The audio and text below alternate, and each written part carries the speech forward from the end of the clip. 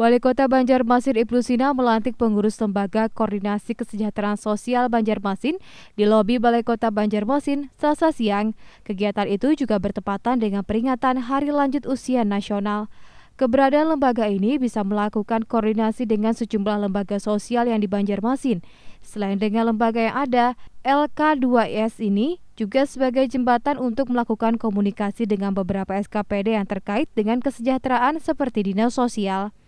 Diharapkan juga lembaga ini bisa memberikan kesejahteraan kepada warga yang membutuhkan, khususnya di Kota Banjarmasin. Terkait dengan pelantikan LKKS, saya atas nama pemerintah Kota Banjarmasin mengucapkan selamat bertugas kepada seluruh pengurus LKKS. Ini adalah lembaga koordinasi dalam upaya kita untuk meningkatkan partisipasi dari masyarakat untuk bisa berkontribusi juga menangani persoalan-persoalan sosial di Banjarmasin, khususnya terkait dengan isu-isu kesejahteraan sosial.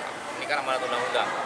Nah, oleh karena itu, mudah-mudahan dengan hadirnya ini bisa menghimpun LKSA, panti-panti asuhan, ya, kemudian juga lembaga-lembaga sosial, kemudian komunitas-komunitas peduli yang ada di Banjarmasin, potensinya bisa disatukan, kemudian dikoordinir. Ada pihak yang ingin membantu, ada pihak yang harus dibantu. Itu kan perlu dijembatani. Ya, jangan sampai nanti hanya tertumpuk di satu tempat saja atau tertumpuk di satu objek saja.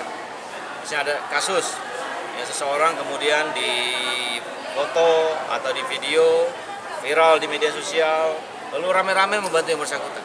Sementara masih ada yang juga perlu dibantu. Nah, lembaga inilah yang kemudian mengkoordinir sehingga SDM yang ada bisa dibagi, sumber daya yang ada terhimpun, bantuan berapa dan sebagainya bisa membantu. Kerja ke depannya Bu yang dilakukan untuk peningkatan kesejahteraan lansia.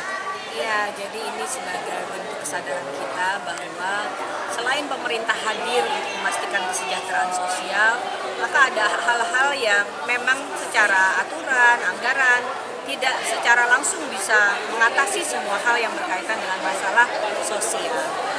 Dan satu hal lagi bahwa begitu banyak lembaga-lembaga sosial yang ada di lingkungan kita, maka kehadiran LK2S ini memberikan amanah kepada pengurusnya untuk bisa membangun kolaborasi. Jadi ada hal-hal yang bisa kita support, yang itu sifatnya non-anggaran, maka lembaga ini barangkali bisa mengkoordinasikan lembaga-lembaga sosial yang ada, sekaligus menggali potensi-potensi kekuatan sosial yang bisa membantu masyarakat.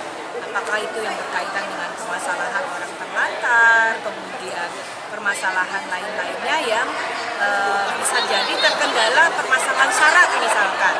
Tidak semua orang bisa masuk dalam DTKS karena syarat yang sudah ditentukan dalam aturan pusat dan seterusnya. Karena itu kita berharap lembaga ini bisa mengambil peran untuk membangun kolaborasi. Kedepannya dengan Ibu Dr. Wasilah sebagai ketua ini kerjasama untuk membangun Kota Banjarmasin di bidang kesejahteraan sosial akan lebih semangat sama meningkat dan kita bisa mengatasi segala permasalahan sosial di Kota Banjarmasin ini dengan lebih baik lagi.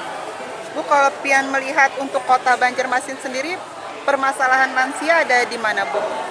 Lansia ini ya ada di bidang kesehatan, ya, kemudian bidang ekonomi, kemudian juga